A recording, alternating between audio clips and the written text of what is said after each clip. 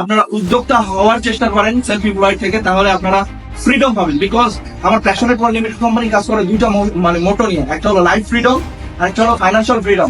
যদি আপনার লাইফে ফাইন্যান্সিয়াল ফ্রিডম না থাকে, আপনার লাইফে লাইফ ফ্রিডম আসবে না। এটা গ্যারান্টি। যে যতই বলুক যে money is not important, it's bullshit. কে বলছে এটা কথা?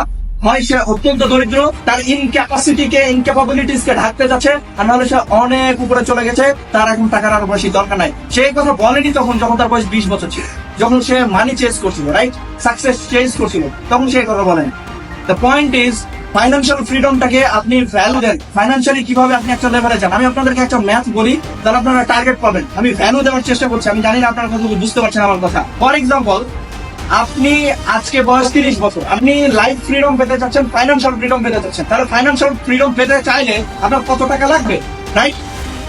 ধরে নেন আপনার প্রতি মাসে 1 লক্ষ টাকা খরচ হয়, এক্সপেন্স হয়। এবার 1 লক্ষ গুণ 30 বছর করলে দেখেন যে সংখ্যার মাস হয়, সেটাকে গুণ করলে 3,60,00,000 টাকা আসে। 3,60,00,000 টাকা যদি আপনার ব্যাংকে আসে, অথবা আপনি যদি সেই লেভেলের মানুষ হন বা সেই পরিমাণে আপনার যদি টাকা পয়সা থাকে বা ওয়েলথ থাকে, আপনি কিন্তু মোটামুটি একটা কমফোর্ট জোনে চলে আসছেন, আপনার অত প্যারা নাই। আমি কি বুঝাতে পারলাম ব্যাপারটা?